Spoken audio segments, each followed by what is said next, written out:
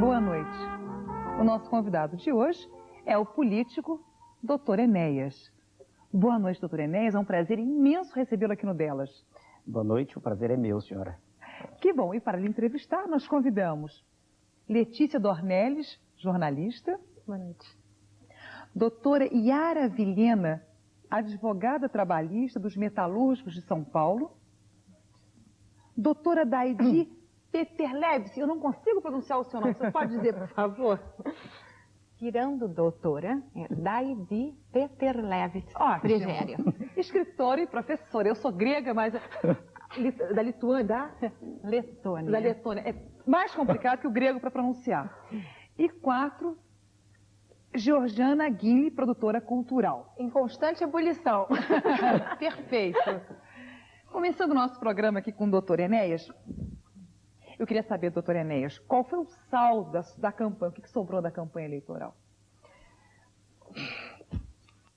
Bom, do ponto de vista, se nós quiséssemos fazer referência a algum tipo de estipêndio, quer dizer, alguma coisa ligada a dinheiro, saldo zero e negativo. Porque imagine a senhora sem vinculação com nenhum político, com nenhum profissional do sistema, construir um partido político e obter registro definitivo no país todo é algo extremamente difícil, muito difícil. Então, nesse sentido em particular, quer dizer, foi um desgaste físico e pecuniário em dinheiro enorme, né? Com meus recursos próprios.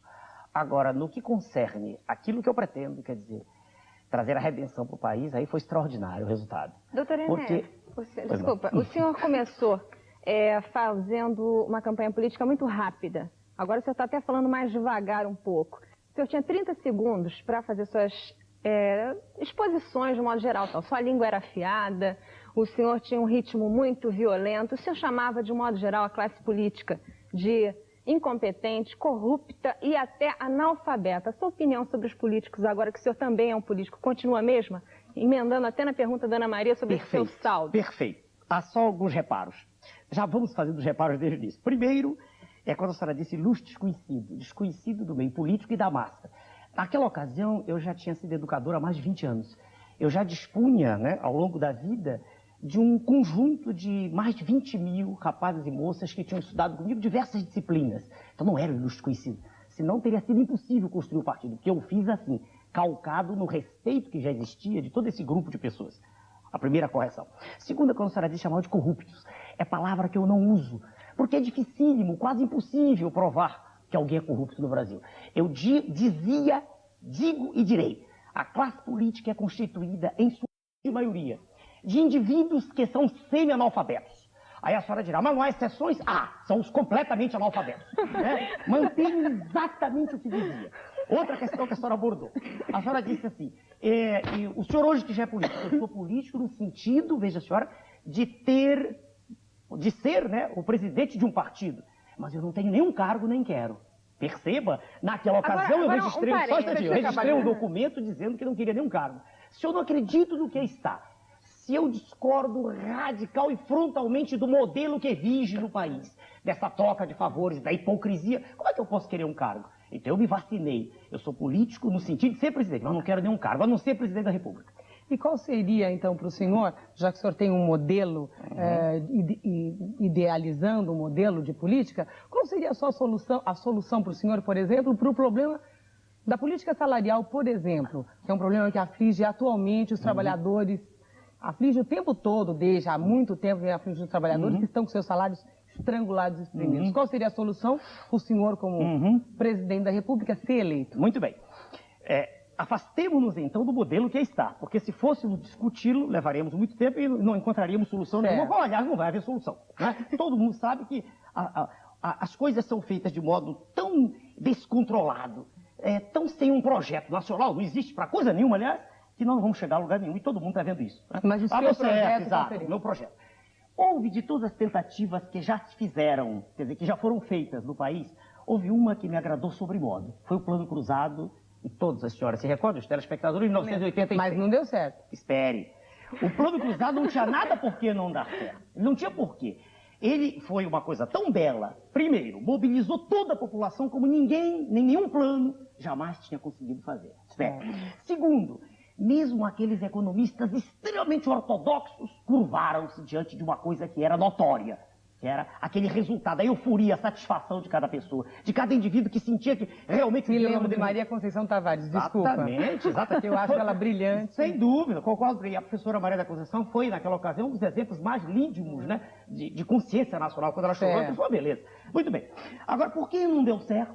Não deu certo, veja a senhora, e todo mundo que estuda um pouquinho sabe, eu estudei o assunto na época, não deu certo porque Sua Excelência, o presidente da República naquela ocasião, não era, como Sua Excelência, o atual presidente também não é um dirigente voltado para o povo.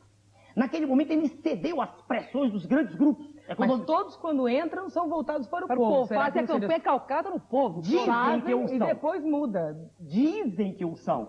E veja, e tanto prova que não são, é que fazem acordos com os detentores do grande capital. Daí porque logo a seguir não tem como voltar. Mas isso não é uma norma geral da política? Da política no mundo inteiro? Entre aspas. Não, porque de como ela é em país subdesenvolvido. As pessoas negam a demagogia, mas na prática todos são demagogos. Eu pergunto à senhora, então, já que a senhora entrou no meio, se a senhora consegue mostrar alguma contradição em tudo que eu tenha dito, desde o início. Se a senhora conseguir agora... Não, a senhora até que tem um então, pensamento bem linear. Coerência desde o primeiro. Só terminado o plano econômico aqui. Então, a partir daquele instante, qual foi o erro crasso, o erro colossal ali cometido? E só um pequeno à parte. Pois não.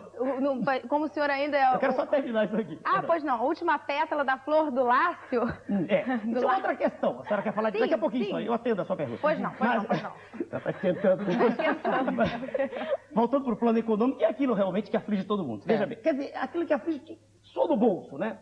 O Brasil hoje é um conjunto, é um elenco de problemas. Só problemas, não há mais nada, não há solução. Mas voltando para o problema econômico. Naquele instante, quando, veja a senhora, começou a haver sinal de que algo ia dar errado, por causa das pressões muito grandes, o que é que deveria ter feito Sua Excelência, o Presidente da República, se realmente estivesse preocupado com a causa popular?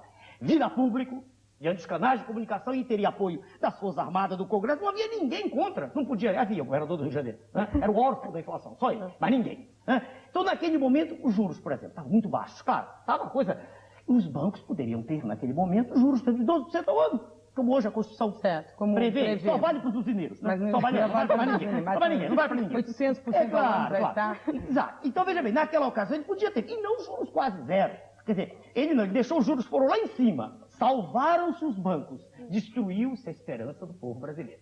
Então, se a senhora perguntar, se a senhora diz que não deu certo, não. Fez-se com que ele não desse certo. Mas a minha pergunta é relativa, por exemplo, eu perguntei a respeito dos salários. Aí no seu plano de governo... Eu vou adiante. Se nós, numa economia totalmente desorganizada como a nossa, totalmente, onde quem detém o poder dos preços não é a concorrência, a senhora sabe. Qualquer pessoa lúcida sabe. Quem detém o controle dos preços é o oligopólio. É um grupo de empresários que decidem, esse grupo decide, diz assim, o preço vai ser tal. Não interessa se a oferta é maior, não existe regra de oferta, não existe isso. Essas regras não funcionam aqui. Ora, em sendo assim, é preciso, e o que eu digo parece até repetitivo, mas tem que haver um congelamento global, brutal, como foi naquela ocasião. De salários também? De tudo, espere. No momento em que esse congelamento é feito, instantaneamente é feita uma correção. Não se poderá, de saída, veja a senhora, corrigir todas as perdas, que a maioria das pequenas empresas irá toda... Quer dizer que então o senhor é contra a reposição salarial, seria isso? Não foi isso exatamente que eu disse. Eu teria advogada sindical. O senhor é a favor do congelamento absoluto na mercadoria e estacionar tudo agora, no momento? Não, agora, veja bem, nada que seja feito vai dar certo. Sabe por quê? Porque não existe, aliás, está sendo comentado pelos senadores, porque não existe confiança do cidadão. O cidadão comum, o homem que anda na rua, ele não acredita nos seus direitos. Isso é a pior coisa que pode ocorrer com o país.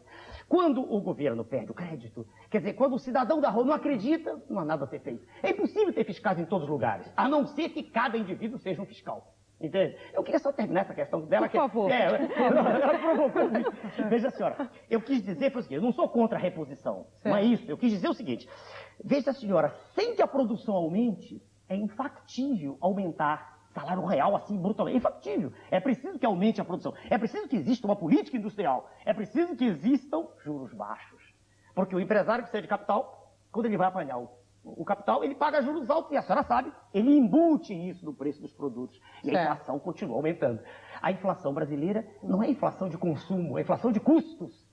E enquanto não houver... E a senhora vai perguntar, e por que então não se faz política de juros baixos? Porque não interessa ao grande capital. Agora, veja bem, voltando, eu vou me prender um pouquinho mais ao salário. Veja bem, nós Tudo isso nós falamos da economia, os juros, os banqueiros, está maravilhoso. Acontece que quem está pagando a conta continua sendo o trabalhador. Sem dúvida. Trabalhador de todas as áreas. Todas as áreas. Então, o governo decide... Aliás, está na hora da gente parar de dizer que trabalhador é só o operário. Não, mas eu não estou dizendo. Trabalhador, para mim, eu sou advogado que trabalha.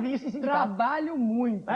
Trabalho muito. Sei, exatamente. E todos nós aqui, eu acredito que trabalham, entendeu? Exato. Mas, trabalhador no sentido... Deixa eu completar. A Daí foi tentar sem falar. Pode falar você. Agora é o seguinte, então a livre negociação para o senhor seria... No modelo atual, eu sou totalmente contra. É querer que o elefante negocie com a formiga, ele esmaga a formiga. Livre negociação. Então seria o quê? A indexação? No que está aí, veja que a senhora voltou para o que aí está. Para esse modelo pútrido, odiando que aí está, só indexação plena. Vamos supor que hoje o senhor seja eleito. Aí o senhor é eleito hoje... Aí mudaria tudo. E as perdas salariais? Muda tudo, congela e... Elas seriam recompostas. Nós vamos ter que brigar tudo de novo. Não, elas seriam recompostas, doutora. Gradativamente, elas iam sendo recompostas. O simples fato de não haver inflação, de zerar esse monstro, de acabar com ele, só isso já faz com que Mas isso já não deu certo. Olha que isso já não deu certo. Não deu porque num determinado momento, veja. Choramos as lágrimas, chorei junto com a Maria Conceição Tavares. Ela chorava na televisão. Brasil inteiro. Não, todo mas mundo chorava. devagar. O primeiro choro da professora foi de alegria. O segundo foi de raiva. Olha, eu respeito os dois choros dela, chorei junto. Não sou economista, Destruíram o filho. Quando cruzado era o filho. Tem choro nem dela, porque nem as delas foram indexadas. Na sua situação, o trabalhador, por exemplo, teríamos que repor a reposição das perdas. Doutora Yara, o salário brasileiro é um dos mais baixos do mundo em todas as profissões. Certo, mas olha, eu não quero nem equiparar o resto. Olha, se conseguíssemos repor pelo indexar atualmente, basicamente, aquilo que nós já temos pedido plenamente, indexar plenamente. Indexação plena, totalmente de acordo. Eu já ficaria um pouco satisfeita. Doutora Enéa, tentando entender o nosso extorsivo e torteador presidente da República, que, ao que tudo indica, passou no seu período de estudante apenas resvalando escolas, sem realmente penetrar no processo da educação, ficou na sua superficialidade. Não só assim, como ele preconiza agora, como remédio para as doenças, para os males da nossa educação, ele pretende um tratamento de lataria na educação. E preconiza que no país todo se façam oficinas de funilaria e pintura, quando a educação está doente no motor. A educação não pega nem no tranco. A educação está com sérios entraves na direção, no volante. A educação, enfim, está pedindo outras soluções que não essas de superficialidade, precisa-se chegar na estrutura. O que é que a senhora me pergunta, então? O que significa nesse processo todo de cura do doente? CIEPS. Olha, CIEP e SIAC, professora, são duas siglas, né? São siglas aí. Que, a meu ver, representam uma tentativa falaciosa, mendaz, mais uma, né, de enganar a população. Eu vejo assim. Sabe, pergunta o que significa? Vamos olhar para o nosso Rio de Janeiro. Né? Os CIEPs são estruturas gigantescas, né? Onde se põem crianças e se colocam lá dentro crianças que são, teoricamente, bem alimentadas e recebem educação de primeira categoria. Isso é o que é dito. Será que é verdade? Eu discordo. Eu vejo o CIEP como um prédio muito grande, estrategicamente situado, em pontos onde é fácil haver filme. Né? Eu não iria nem discutir, porque isso não é importante, é bonito, mas eles estão em pontos, um custo enorme, exorbitante. $1 milhão. E eles estão nesses pontos para que a população do país inteiro saiba que eles estão, mas eu não vejo funcionalidade. Eu vejo educação, professora, não teria condição rapidamente de fazer a imagem que a senhora fez, né? Mas eu vejo educação como um processo de mudança de comportamento. E se a senhora me perguntasse, não perguntou, mas imagino que está aí, o que é que eu faria, tanto CIEP quanto o SIAC, isso aí, eu farei, não sei se lá chegar, eu farei uma revolução cultural. Eu mexerei no cerne do processo. Eu farei com que, primeiro, haja reciclagem, tudo quanto é professor. Não quero criticar os meus colegas professores, ninguém, mas hoje está tudo muito ruim no país, né? Até com a língua. Daqui a pouco eu vou falar aquela aqui. Daqui a pouquinho. Eu ia fazer uma pergunta sobre o nosso idioma. Vamos daqui a pouquinho sobre a língua. Então, o que eu farei era isso. Era, primeiro, reciclagem, né? Segundo, um estímulo brutal. Estímulo, através dos meios de comunicação. Estímulo. Porque é o estímulo que faz a chama arder. É o estímulo. Sem estímulo não se faz nada. O país está adormecido. E valorização profissional. Porque um professor de primeiro grau ou universitário ganhando a 20ª parte, né, do que ganha um deputado estadual é algo que causa constrangimento a qualquer um. Com esses 3 itens, a reciclagem, quer dizer, um preparo, o estímulo, eu tenho a impressão que não se necessita de CIEP, eu vejo CIEP como fácil. E o SIAC para esse novo? A versão odierna do CIEP é SIAC. Odierna, moderna, é o SIAC. E o que é o SIAC? Eu vi o projeto da e li os jornais. Tanto quanto seja verdadeira a informação da imprensa, necessitava-se de uma verba de 2,4 trilhões, né, de dólares. Existiam disponíveis 72 bilhões. Números da imprensa. Não sei se são verídicos ou o que eu li. Pois bem, se a gente fizer contas, quer dizer, o que há disponível é em torno de 2, pouco por cento. Que se chegasse a 3% do total, os 97% de onde viriam? E o que é mais curioso, professora, é a gente ver todos os governadores irem à presença de Sua Excelência da República para fazerem também esses prédios. Quer dizer, parece que não existe projeto nenhum, parece que ninguém está pensando em educar. Então o prédio não vai resolver a educação. Não vai resolver. É assim que eu vejo. Eu não vejo nenhum fundamento. Para mim é toda uma gritaria. Mas não seria. Vou pedir para a Jorge fazer uma pergunta. Não está conseguindo. Estou aqui mais trepidante do que gago com digitimia. Do que o quê? Gago com digitimia. Ela tem umas tiradas. Ai, uma coisa que eu estava louca para perguntar. Quer dizer, foge um pouco do contexto, mas acaba se conectando de alguma forma. Doutor Enéas, o senhor que tem uma inteligência brilhante, nada zircônica, e é mérito cardiologista, por exemplo, vamos pegar uma imagem, ela usou a imagem do motor, descarrilhado, enfim. Vamos pegar a imagem, o senhor sendo cardiologista, de um coração.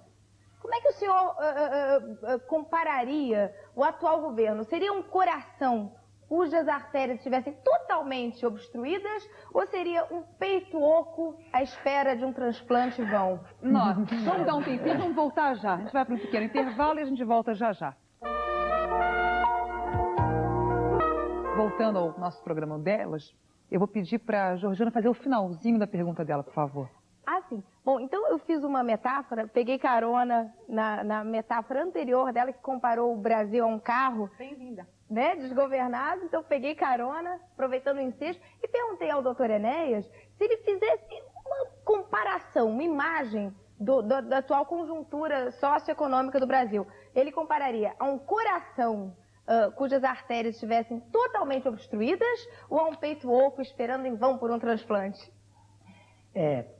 Veja bem, a senhorita Georgiana, por mais que a gente queira, por mais que exista uma gritaria enorme, querendo tirar o valor das lideranças, porque elas realmente são em número reduzido. E não existe nada mais engraçado e curioso do que uma fileira enorme de medíocres lutando contra a liderança, né? O sonho dos parlamentaristas é esse, eu disse no meu programa, né? Não sei se alguma das senhoras viu. O parlamentarismo é ideal. Fazer uma pergunta sobre o programa. Tá bom, depois já. O parlamentarismo, não, só para encaixar bem, o parlamentarismo é ideal. Por que é ideal? Uma beleza. Porque é uma fila de mentecato. Cada um esperando a sua vez de tomar conta do poder. São portadores de gliscói. Como é que é? Na maioria das vezes, figuras gliscróides, quer dizer, pega jovens, comportamento do epilético, exatamente. Mas veja bem, então, se a senhora me perguntar como é que eu vejo o quadro, eu vejo, na segunda imagem, um tórax, ou, quer dizer, falta no ser um órgão propulsor. Queiramos nós ou não, queiram esses senhores extremamente mal dotados da política brasileira, ou não, a população como um todo gosta de seguir ideias que tenham dono, ideias que venham de uma pessoa. Todos nós gostamos disso. Se nós não tivéssemos um coordenador aqui, que é a senhora Ana Maria, seria muito ruim o programa. Ela dá a dose correta, ela interrompe. Eu me lembro, eu estava sendo entrevistado uma vez pelo senhor Jô Soares, e ele me disse assim, eu estava falando em ordem, e ele disse, Márcia, né, as ordens não pode ser uma coisa. O que é ordem? Eu digo, ordem é o que existe no seu programa. Quando você estala o dedo, os músicos começam a tocar. Quando você faz assim, eles param. Imagine que não houvesse ordem, que fosse isso que é o Brasil. Essa desordem absoluta em tudo. Um começava a tocar, o outro parava, e ninguém se entendia. Então a resposta, a necessidade, sim, de um órgão propulsor, de um coração. A necessidade de um indivíduo, não necessariamente sou eu. Não, eu me apresentei de modo como uma contingência. Num determinado instante, eu olhei no panorama, não vi nada. Panorama horrível, entende?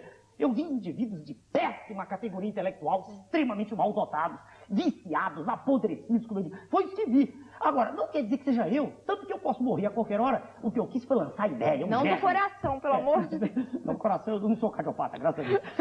Então, para responder a sua pergunta, eu acredito que é um tórax sem um motor. Tá? A necessidade do motor, a necessidade de alguém com vontade de se dar na causa, e não conseguir vantagens próprias. Aí está o ponto. Agora, doutor Enéas, o senhor critica muito os políticos e a classe como um todo. A classe como um todo. Agora, o senhor usou o horário eleitoral gratuito, primeiro desse ano, e se ofereceu como garoto propaganda para qualquer empresa ou produto. O senhor acha que o senhor não concorda comigo que de repente o senhor tenha usado de uma maneira errada o horário de nobre da televisão? Inclusive, depois o senhor fez propaganda no Dia das Mães por uma casa. Não foi só isso. Isso foi aqui no Rio. Fiz em outros lugares.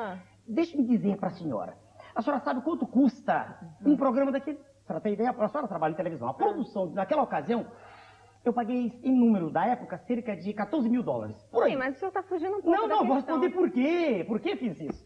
De onde viriam os recursos do meu trabalho como médico, do meu consultório, dos meus cursos? Teria sido justo, ou está sendo justo, eu gastar aquilo que vem do meu suor por uma causa que é do povo todo? Como eu não queria bater à porta de ninguém, e como já tinha usado meu nome, sem que meu consentimento tivesse existido para tal. E usaram meu nome para vender diversos produtos, não me lembro mais, já venderam automóvel, venderam geladeira. Chegaram?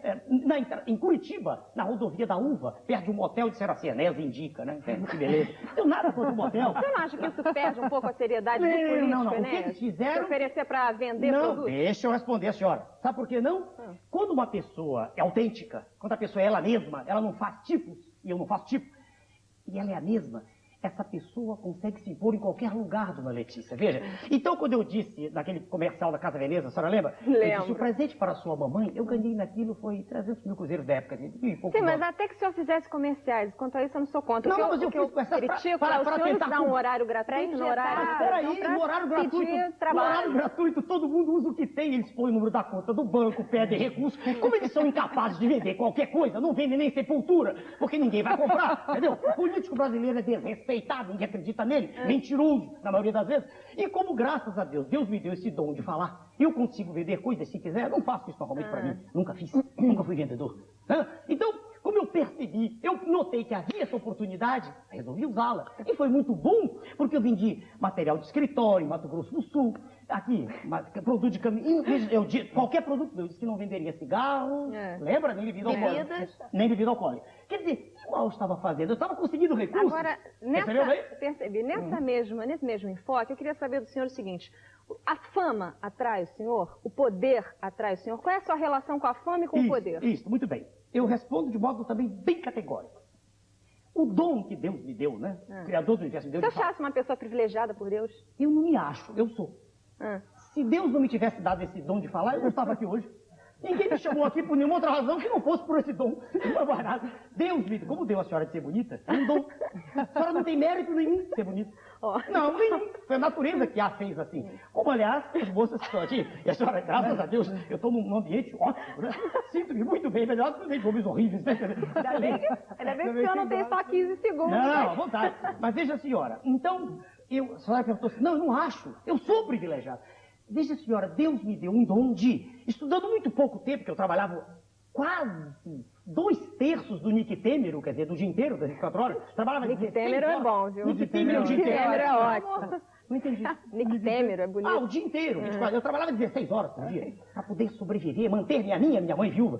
Ora, com esse esforço extremo, trabalhando desde 9 anos de idade, consegui, veja, a senhora, em primeiro lugar, um monte de vezes, fazer medicina, fazer ciências exatas, aprender ciências humanas, falar corretamente, coisa que a gente não faz, né? Entendeu? A senhora acha que isso não é um dom? Eu não tenho que ser grato ao Criador? E a fama e o poder? A fama e o poder. Poderia perguntar. Primeiro, eu sou grato ao Criador do universo que me deu esse dom.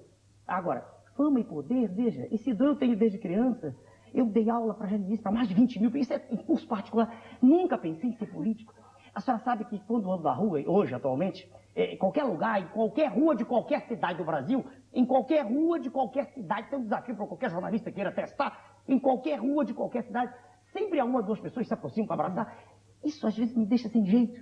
Eu não sei como me comportar às vezes, entende? Eu nunca pensei nisso. Eu penso em direitar o Brasil, entende? Isso penso. E se chegar lá, em direito. Agora, se a senhora me perguntar, fama e poder, se eu pensasse nisso, eu desde cedo tinha ido para a política, tinha sido vereador, eu não gosto disso, entendeu? Estou sendo sincero, como sempre fui.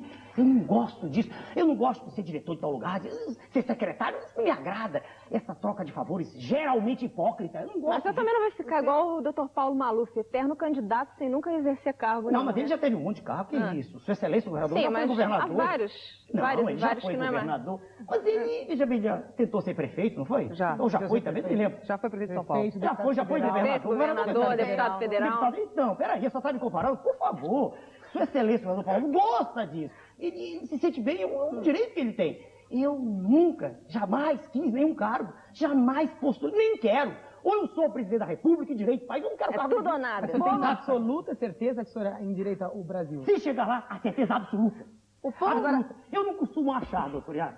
Eu sei as coisas, eu não sei as coisas. Daqui a pouco alguém vai perguntar coisa, eu digo, não sei. Como já disse em muitos programas. Mas eu vou lhe perguntar, nós somos um programa de mulheres aqui, nós somos... Excelente, excelente.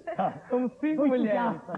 Agora, falando do problema de mulheres, o senhor sabe o seguinte, que nós temos um outro grande problema, tem vários, né? Mas um deles é o seguinte, é o problema da discriminação da mulher. Embora não se fale, não se diga, mas nós somos discriminadas profissionalmente, em questão de salário e ofertas de emprego, pelo menos em alguns setores.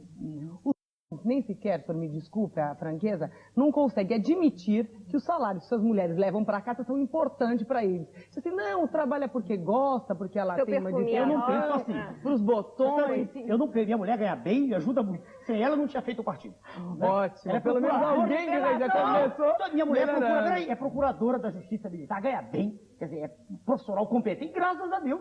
Porque não foi nomeada por nada. Não, não der favor a ninguém, nenhum deles, nada disso. Não é do mesmo tipo, eu não gosto. Mas a mulher é discriminada. E normalmente os homens, ótimo, já sei que não é o seu caso, que não é o seu caso, costumam dizer, não, minha mulher trabalha pelos botões, porque ela gosta de ser uma profissional liberal, mas a profissão dela não me meto, nem no salário dela, mentira. Porque todos tiram o salário da mulher, normalmente vai fazer falta no saber, por mais que seja bem sucedido o marido. Fora a jornada dupla, né? Agora eu quero saber, claro, isso, trabalhar em casa também, sabe? Na Constituição Federal foi garantido o direito da igualdade da mulher e do homem. Isto não é lei, isso quer dizer, está na Constituição, mas isto não vigora. Oferta de trabalho para a mulher é inferior. Oferta de salários, o que eu quero saber é o seguinte, qual seriam as suas medidas, ser presidente da República sempre, para regularizar isso? Veja bem, só lhe dar um exemplo. O governo do Estado de São Paulo votou uma lei no dia 8 de agosto para regulamentar durante um ano o direito da mulher. Olha, realmente é ridículo, mas é pelo menos alguma coisa, porque os outros nem isso fazem. Não estou de acordo, mas fizeram isso pelo menos para tentar regularizar o direito da mulher. O senhor, como presidente da República, o que faria para tentar acabar com essa discriminação? Certo, posso ser sincero, né? Como sempre. E aumentar a oferta de trabalho para a mulher. Sincero, pelo amor de Deus. Sincero, hein, pelo amor de Deus. A senhora sabe que eu já, sob nenhuma hipótese, mentira, não gosto disso. Como ser humano, eu tenho defeito. Não há ninguém, nenhum ser humano, que não seja uma mistura de anjo e demônio. Todos nós. Aliás, o crime é característica íncita a qualquer indivíduo. Os ingredientes do crime estão em qualquer pessoa. Mas quando eu digo crime, digo o contexto todo, o erro, né? Erro dentro da sociedade, que pode chegar até ser crime. Então, mentir, qualquer pessoa pode mentir, não convive. Agora, eu digo, como homem público, sob nenhuma hipótese. É esse o ponto. Veja, senhora, eu não sei exatamente, a senhora me pegou assim, eu não sei exatamente o que pode ser feito. Eu vou aproveitar, se a senhora me permite. Mas você sabe, pelo menos, que a oferta é menor? Desculpa, você sabe realmente que a oferta é menor? O que a senhora está dizendo é verdade. Sem dúvida, a gente nota, é uma criação toda do passado que todos nós homens tivemos. A gente costuma olhar para a mulher, perdoe-me os telespectadores, a gente olha primeiro para as pernas. Aliás, o senhor aqui está querendo mostrar... É verdade. Do plano americano. Eu sou entusiasta do sexo feminino, não nego isso, nunca neguei. Eu sou admirador das mulheres. Sua mulher sabe disso? Sabe, o que tem? Ela sabe que eu sou normal. Se fosse o oposto, ela acharia horrível. Claro. Já pensou se fosse o contrário? Mas não acha a mulher uma pessoa... Deixa eu terminar, doutor. Eu estou dizendo que nós somos todos, nós homens, educados assim. Educados para olhar para a mulher, a gente olha primeiro para as pernas. A minha mulher, eu olhei primeiro para as pernas. Claro, não lembro. Aí foi subindo? Não, ela estava no aeroporto da Colômbia, ela perguntou. E aí eu estava chegando uma viagem, eu cheguei no Japão. E imagina, eu vim do japonês, não entendo uma palavra, né? Durante um mês. Aí depois passei para os Estados Unidos, fiquei um pouco mais à vontade. Aí estava voltando pela Colômbia e estava cansado de viagem e vi duas moças falando português. O vi, porque eu ouvi a minha língua, né? Me aproximei um pouquinho. Aí quando eu olhei para as pernas, normal. Quem disser que não está mentindo, é cínico. A não ser que não seja homem. Não sei que seja homem, aí vai olhar. Agora, o contato, o convívio, é claro, o espírito vem à tona. Agora já que a gente está falando de só para responder a vontade. Eu só queria dizer dizer o seguinte para a senhora, que eu não sei, a senhora está enfata de razões, mas eu não sei, assim, de saída, o que podia ser feito. Eu queria, se a senhora entender, que a senhora sugerisse, e ver se eu estou de acordo ou não. Entendeu? O que, é que a senhora sugeriria? Bom, entendeu? Veja bem. Não, que algo tem que ser feito, sem dúvida, ela está certa. Mas o senhor disse que o senhor teria uma sugestão. Não, eu queria disse colocar. que eu ia chamar, o que eu pretendo, veja a senhora, se lá chegar, e muito antes, porque já estou fazendo isso, eu tento cercar-me de pessoas capazes. O oposto do que fazem os políticos. Eles ajustam os interesses políticos, né? E a gente vê de gente que não sabe absolutamente nada, né? Em cargos importantíssimos. É disso que eu discordo. Então eu não estou preocupado se chegar lá, se é PT, PTP, qualquer um desses, não interessa. Ou se não pertence a nenhum deles, a maioria das pessoas não pertence a partido nenhum. Eu vou cercar de pessoas preparadas, entende? Já estou me cercando. É fácil para mim, facílimo. Né? Com o dom que Deus me deu, eu rapidamente vejo se eu estou imbecil ou não. É rápido, entende? Então, pessoas preparadas, tem mais, em determinados setores, podem ajudá-los. Tá? Nesse caso, eu iria ouvir opinião, porque eu quero que a senhora dê a sua opinião. Não, entendeu? Agora, eu não sei exatamente. Como a mulher... Dê a sua sugestão. Não, Pronto. vamos falar de campo de trabalho. É de campo mulher, de trabalho, de mulher. Não é de mulher no sentido... Já entendi, mulher no trabalho. Veja bem, seria assim, incentivos das indústrias para contratarem as mulheres, trabalhadoras. Certo. A senhora agora me lembrou, eu tenho um problema, a secretária minha fica grávida. A gente tem que Mas a mulher não quer deixar de ficar grávida. Claro, viu? eu sei, o direito dela. Claro. Não é nada de feminista, Mas não, homem não é nada disso. Mas a gente é obrigado a reconhecer que a ótimo. mulher grávida, a gente tem que dar, por exemplo, se ela chega atrasada, por exemplo, não reclamo de jeito nenhum, minha secretária. Aliás, eu já digo de brincadeira, a partir de agora está liberada, né? Ela vai porque é uma funcionária. Mas a gente tem que ter compreensão com a gravidez, né? Então tá certo isso. Mas criar não é incentivos. Não é só a gravidez, não é só tomar conta dos gravidez. filhos. Tomar conta dos filhos, tem uma série... Fica gestante. Olha, veja bem, a Constituição garantiu 120 dias para a mulher na gestação. 4 meses. Sabe que isto não se aplica em todas as categorias, não se aplica ainda quando tem empresa. Por que não se aplica? Porque não é lei, a lei não está regulamentada. Então, enquanto não regulamenta, o pessoal ainda não bota em plano. Subjetivo Ignora, faz de conta que isso não existe. Por que eu vou contratar uma mulher que vai ser muito mais onerosa? É verdade. A oferta de trabalho é menor, os salários são menores, não em todas as categorias. Não, médico é igualzinho. Certo, mas são menores. Se eu abre um classificado de empregos, as ofertas são mais para mulheres ou para homens? Não, e tem até mais. Se tiver duas pessoas procurando o mesmo emprego, eles vão dar preferência ao homem. Certo. Porque eles acham que é o homem que sustenta a família. No entanto, muitas mulheres sustentam Porque suas o que eu famílias. disse, não tem o homem não tem, desculpa, eu adoro o homem, eu acho homem fantástico, sou casada, super bem casada. Sou super bem casada, não é esse o ponto, mas veja bem, não admite que o orçamento, que aquele dinheiro que a mulher leva, o ponto que nós seja estamos até conversando. um salário mínimo. né? Seja até um salário mínimo. É importante para o orçamento dele. Sem dúvida. Não aceita. Sem dúvida. Eu queria agora... Ele sempre... Deixa a coordenadora falar um pouquinho. Não dá. O doutor Enéas falou em 2 pontos aí que ficaram martelando aqui na minha cabeça. Deixa ela falar também. Agora, 2 pontos que ficaram na minha cabeça. Em primeiro lugar, o senhor falou assim, se for homem. E outra coisa que também a gente falando, agora há pouco assim, olha para as mulheres... normalmente gosta de mulher. Não, sim, pois é. Então eu quero saber a sua opinião sobre homossexualismo e também sobre aborto. Isso. Aquela coisa do sexo, drogas, Pode ser depois da minha, que é ligada a ela. Volta. Poderia ser depois da minha, que é ligada a dela. Pode, deixa o doutor Enéas, vamos dar um intervalo. Doutor Enéas respondendo Tá certo. a ela e depois responde Porque a a senhora. minha é ligada a ela. A senhora Depois faz fala a dela. pergunta depois, em Conectou. seguida. Um minutinho só, tá? Bom, voltando ao programa, você refaz o finalzinho. Bom, o que o senhor acha do homossexualismo e do aborto, homossexualismo, aborto e virgindade. Eu vou ser sincero. Até colocando a coisa, se o senhor tem filhos em casa, como é que o senhor conversa? É ligada na Não, é ligada à dela, anterior a esta, se for possível. Deixa ela fazer a dela anterior, pode ligar, qual é? Exatamente. Discriminação. Há um problema que eu noto no país, doutor, que apesar de ser de amplitude nacional, eu não vejo ninguém muito preocupado com ele. Se nós olharmos uma curva normal de Gauss, da distribuição de Gauss, nós vamos notar que num extremo existe aqueles menos favorecidos pela inteligência, são os excepcionais para menos. Eles estão recebendo o carinho da família, da sociedade, através de instituições ótimas, tipo a paz, não é? A média está ali, vai como pode. A outra parte que da média vai subindo Os em excepcionais QI para mais. Os bem dotados. São aqueles que poderiam levar a nação para frente. Criar, produzir. Eles estão simplesmente esquecidos hoje. Eles não recebem de forma sistemática nenhuma forma de atendimento que poderia ser um fator multiplicativo muito grande para a sociedade, que estaria investindo muito bem neles. Em cérebros, né? Exatamente. Entendi perfeitamente. Exatamente. E outra coisa, não é uma pessoa não é muito pequeno o número, não. Talvez nem eu, como professor, eu vi passar em minhas mãos inteligências belíssimas, belíssimas.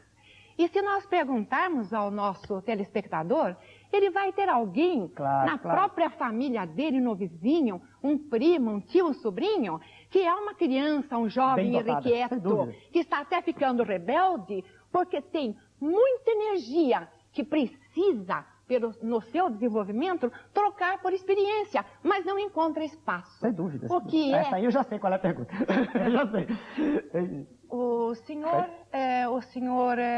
teria sido uma pessoa melhor ainda do que é? Sem dúvida. Se o Estado lhe tivesse dado? Se em vez de trabalhar desde 9 anos de idade, quebrando pedra, como eu fiz, empurrando o carrinho e trabalhando no açougue, se eu tivesse podido estudar com a vontade, eu, no mínimo, seria astrofísico, entende? Como Carl Sagan, que eu admiro tanto. Não, eu estou plenamente de acordo com a senhora. A pergunta que ela não chegou a fazer, eu já entendi. Veja se é isso. Na sua opinião, né? Quer dizer, a senhora deveria perguntar, vê se é isso. Quer dizer, o Estado deveria fazer algo, não é isso? Exatamente. Exatamente. Eu estou plenamente de acordo com a senhora. Plenamente de acordo. Mas de forma sistemática, doutor. Plenamente de acordo. Porque existem algumas pálidas iniciativas por aí, doutor Breno em Campinas, um curso que prepara para a universidade, me parece objetivo, mas muito caro. Sem dúvida. Isso não é democrático. Exato. Porque a boa dotação, graças a Deus, é muito democrática. Ela independe. Inteligentes existem na favela, brilhantes. Ela independe de mansão ou de favela. Independe de mansão, exatamente. Muito bonito. Professora, veja a senhora, eu não tinha pensado nisso, tem que ser sincero também, tanto quanto dela, mas é algo assim, a meu ver, que merece instantaneamente ser aceito, essa tese da senhora. Porque esses cérebros bem dotados se perdem no nosso país, não há nada para eles. Quando muito, assim, a gente encontra um que, lutando contra tudo e contra todos, emerge, né? Emerge. Mas a maioria deles é esmagada por uma sociedade que é injusta, né? A sociedade só deixa ir para boa escola um filho de gente rica, só. O miserável, quando chega, todo mundo se espanta. Como é que chegou? Mas eu estou plenamente de acordo com a senhora. Eu não sei como fazer, mas eu lhe garanto, estou garantido para o Brasil inteiro, que essa é uma tese instantaneamente aceita. Quer dizer, deve haver um tratamento adequado, especial, tanto quanto existe para o outro extremo, como a senhora disse muito bem, da curva de Gauss. Para o excepcional feminino. Esse é o tratamento igual, democrático, não é? Isso é democrático. Porque ele tem tanta potencialidade a desenvolver. Sem dúvida, sem dúvida. Agora a sua pergunta. Letícia, por favor. Pois eu queria saber, doutor Enéas, aborto, virgindade, homossexualismo e drogas, e como é que o senhor lida com esses assuntos em casa? Não, o senhor resume, para logo, por etapas. Um por um. Aborto, radicalmente contra. Eu sou contra. Estudei medicina, formei-me. E sou contra. Desculpa, então dê condição para as mulheres, isso é outra educação e cultura para que elas na população contra, porque tem pessoas que querem, né? Não. Você é a favor de educação sexual na escola? Um de cada vez. Bom, primeiro, eu não sei como é que é feita a educação sexual na escola. Eu não sei, eu ouço só falar, não sei. Não é feita. Educação não. Educação não. E aí também a gente teria que ver o nível dos professores que dariam a tal educação sexual. Porque a educação pressupõe o acompanhamento naquele aspecto formação, no desenvolvimento do aluno. Formação. O que a escola está fazendo, se é que o faz, é informar. Só informar. Só informar, é verdade. Diga-me, doutor, e presente. Não teremos informações. Enxurrada de informações. Acredita que o adulto hoje tenha condições de informar sobre sexo ao jovem moderno? Discordo. Estou plenamente de acordo com a senhora. Claro. Só aqui a pergunta dela. Aborto, então. Eu já fui atropelado aqui, mas...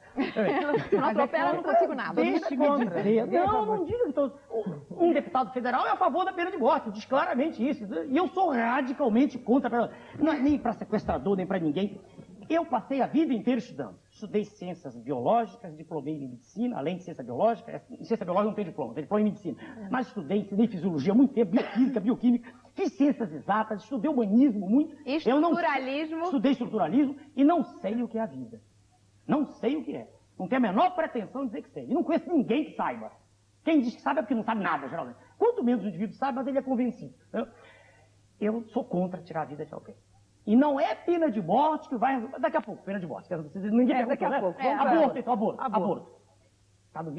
Está dentro do mesmo contexto. Exato. Eu sou contra o aborto. Agora ela diz assim, e a situação como está é terrível, porque não é o aborto oficializado e as moças, as senhoras, fazem aborto em clínicas, correndo risco. Sem dúvida. Mas não será a legalização que vai resolver isso. Entendeu? Certo. Deve haver educação. Mas você não acha que, de repente, a legalização do aborto Melhora melhoraria o em atendimento dessas nada. mulheres, não? Apenas evita riscos. Concordo. exato. O que tem que ser feito, veja, Um senhora. atendimento melhor. Senhoras, né, todas, e os telespectadores são senhores e senhoras. Aí o plural é masculino, tá vendo? Tem que ver senhores. Homens e mulheres, eu não tenho culpa. O plural é masculino. Tá vendo aí? Já é Até dali, eu discriminação. não tenho culpa. O plural de senhores e senhoras não é senhoras, não é senhores. Então, senhores e senhoras, eu não tenho A culpa. maioria pode usar assim, Mas mas não tenho ninguém vai culpa. achar ruim. Senhoras, né, que estão ouvindo aqui, os senhores telespectadores, veja bem, é preciso uma mudança global na sociedade. É preciso que o indivíduo aprenda, eu disse isso no meu programa político, é preciso que educação seja algo abrangente, é preciso que se valorize a vida. Quando os indivíduos aprenderem a respeitar cada um o seu semelhante, tudo muda. Esses valores deixaram de ser ensinados, não se ensina mais isso em escola, não há mais exemplo. Então o aborto está dentro desse contexto, veja a senhora, causas sociais levam moças que não têm recurso a abortar, é natural. Ela não tem como cuidar do filho, ela aborta. Então é preciso uma reformulação. Que é uma verdadeira indústria do aborto. Indústria, uma reformulação socioeconômica. Peraí, Statinho. Então, eu sou contra, quando eu digo eu sou contra eliminar. Aliás, o tema é impróprio. Eu sou contra o aborto. Peraí, um minutinho. Atropela. Eu que organizo, é o senhor que organiza, tá ótimo. Não, porque ela atropelou. Moralizou legal. Peraí, só um instantinho. Eu sou contra que a palavra correta é abortamento, né? Aborto é o Exato. conceito, né? Aquele que foi gerado. Eu sou contra esse processo. Já defini. Bem, contra. A segunda pergunta é... Virgindade e virgindade homossexualismo também. é um tabu, é um preconceito. É um conceito pré-estabelecido sem nenhum fundamento. É como preconceito de cor. Não tem nenhum fundamento científico, nada. Então não tem sentido. Veja bem, virgindade é algo que existe. Uma mulher tem todo o direito de se manter virgem se ela não quiser. Sim, mas, por exemplo, de um modo geral, a Na minha sexualidade casa, como é que está eu faço? muito precoce, né? As crianças com 12, 13 anos estão perdendo a virgindade. Isso é outra Eu acho questão. correto. Isso é outra questão. Por isso que eu falei, se o senhor tem filhos, como é que o senhor Tem. reagiria se, por exemplo, uma filha de 12, 13 anos chegasse e falasse, papai, Fui desvirginada. acabou. E aí? Veja bem, primeiro que se isso ocorresse na minha casa com a minha filha, eu tentaria compreender o evento, jamais teria aquelas posições de 50 anos atrás, porque eu converso com minhas filhas desde cedo. O senhor acha que isso ocorre numa família bem organizada? É difícil hoje dizer o que é uma família bem organizada, professora. Porque com a influência terrível que tem esse instrumento chamado televisão, onde a gente vê cenas de sexo ao vivo no horário em que nossos filhos e até crianças estão diante da tela, onde eu disse, eu sou contra isso totalmente, onde se vê lascívia às 6 horas da tarde, luxúria, entende? Então, diante desse modelo, e a O senhora senhor não pode... censuraria esse tipo de programa? Sem dúvida. Sou radicalmente, já disse, desculpe, não é no seu programa que eu estou dizendo. Desculpe, o senhor voltaria a uma forma de censura, talvez? Olha, dona Ana Como Maria... é que o senhor censuraria Dona isso? Ana Maria, veja bem, eu tentaria... Primeiro que a grande maioria das pessoas é contra isso. Mas como é que o senhor colocaria que não pode ser feito assim? Veja bem, há diversas maneiras, né? Existe aí um estatuto da criança e do adolescente que não funciona, como tudo no Brasil, não funciona. É do papel, mas é igual juro, tudo. Então, se a gente quiser usar a lei já está aí. Não há ninguém em sã consciência que defenda essa tese, que sua filha de 6 anos está diante da tela e tenha que ver um casal em quase sexo ao vivo e tenha que explicar depois para uma criança que ainda não tem os caracteres sexuais secundários ainda definidos, explicar para ela o que é isso.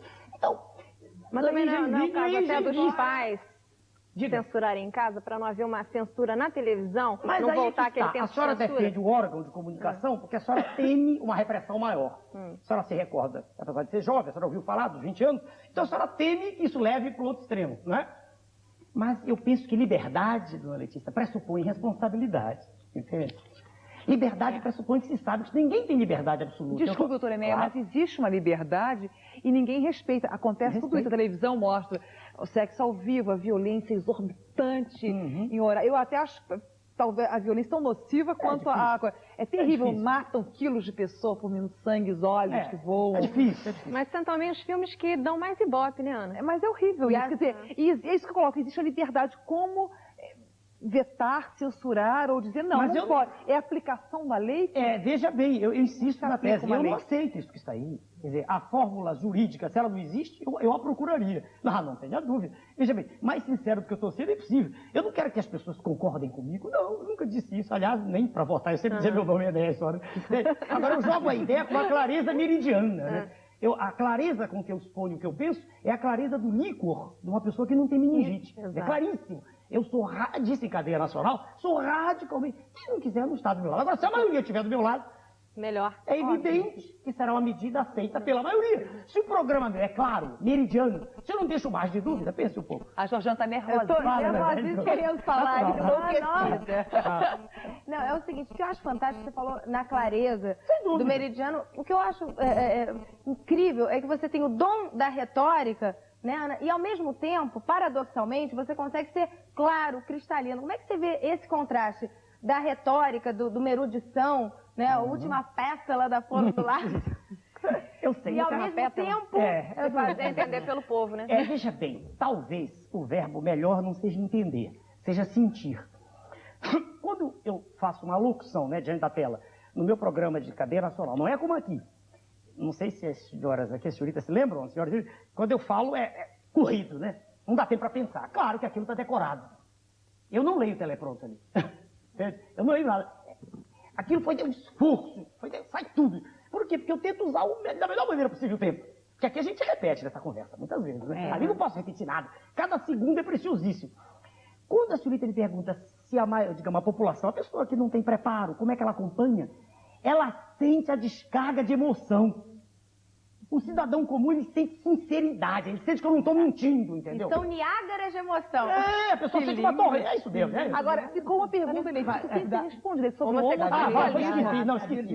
Virgindade já disse. Já falou, a realidade já falou. É um tabu, é um preconceito. Agora, sobre o homossexualismo. Eu separei a sílaba, isso não é próprio, foi só para dar ênfase. É junto, preconceito. Mas eu quis dar ênfase no pré, né? Quer dizer, tá antes. Eu sei que preconceito é uma palavra só, preconceito, mas eu quis firmar o pré, quer dizer, vem antes, é um conceito pré-estabelecido, sem nenhum fundamento. Não tem fundamento. É igual o fundamento da mulher ser inferior, a mesma coisa. Já participei de um programa, no Canal Livre, isso, há pouco tempo. A tese era, as mulheres são menos racionais que os homens, isso é imbecilidade. Meu Deus, o que o senhor disse? Eu disse que a mulher é tão, ou às vezes até mais, porque a mulher tem controle sobre as emoções, e nós não. Nós homens, quando um de nós, eu vou repetir o que disse lá, quando um homem fica apaixonado mesmo, não quer passar uma noite com a mulher. Vocês não são meio simulados, não? Simulado, eu tô falando quando tá apaixonado mesmo. Apaixonado. O sujeito fica igual a um cão. Doutora Inês, então será uma espécie de extinção. Não, senhora. Eu também concordo. Qualquer homem apaixonado como é que o homem fica? O problema é que hoje... Ele fica um cão, doutora Inês. Parabéns à esposa. Deixa a doutora Inês falar. Como é que ele fica? O cão e um cachorro. Quando alguém tem um cão de estimação, a gente faz assim com o dedo, ele vem, né? Assim é um homem apaixonado. Entendeu? Apaixonado. Agora, nós, ao longo da vida, desenvolvemos uma técnica de aproximação com as mulheres. E Qual é essa técnica? Claro, é normal. Explica aí pra gente como é que é essa técnica, que até agora eu não entendi direito. A senhora é muito nova. Ainda não respondeu sobre o homossexualismo. Volta para o homossexual. Então vamos fazer uma coisa, vamos dar um intervalo, que nós estamos estourando o nosso tempo. A gente volta já para falar sobre o homossexualismo, tá bom, doutora Inês? A gente volta já. Voltando aqui com o nosso papo absolutamente genial com o doutor Enéas, a pergunta ficou... Quer dizer, não ficou uma pergunta, ficou um assunto... Um insight, estamos falando sobre o homossexualismo que Letícia tinha perguntado. Perfeito. Veja bem, a senhorita Letícia. O homossexual, queiramos nós também, ou não, queiram eles ou não, o homossexual é um indivíduo diferente, comportamento diferente da maioria da sociedade. Há um trabalho recente até agora, inclusive de um cientista homossexual, está numa dessas revistas. Na Veja? Veja, se não me engano. Dizendo que há, inclusive, uma diferença orgânica mesmo. Seria idêntico ao das mulheres. Um grupo celular, um grupo de neurônios com um corpo celular maior. Bom, isso não está provado. Está começando a ideia. Especulação. Não se pode negar um fato. É que essas pessoas seres humanos como nós, eles sentem o mundo do ponto de vista sexual diferente de nós, né? Dos héteros, sem dúvida. Eu não tenho nada contra eles, sempre disse, mas eu discordo do que está sendo feito. E isso está dentro do contexto maior de educação, aqui a professora se referindo agora, essa é a verdade. É que apresenta-se a exceção como se fosse a regra. Mostra-se num programa de televisão um comportamento homossexual como sendo assim algo assim de uma tranquilidade extraordinária para toda a sociedade. Aceita-se que qualquer pessoa possa ter relacionamentos desse gênero, e eu discordo disso, compreende? Agora volta de novo. Ele é um indivíduo como nós, ele é um ser humano como nós, mas o comportamento dele afasta-se do comportamento da maioria. Um homossexual não produz filhos no relacionamento, né? De dois indivíduos. Então, que isso seja aceito, que isso seja recebido dentro da sociedade, mas não que seja aplaudido e estimulado. Sim, mas e como o senhor trataria um problema desse tipo dentro de casa?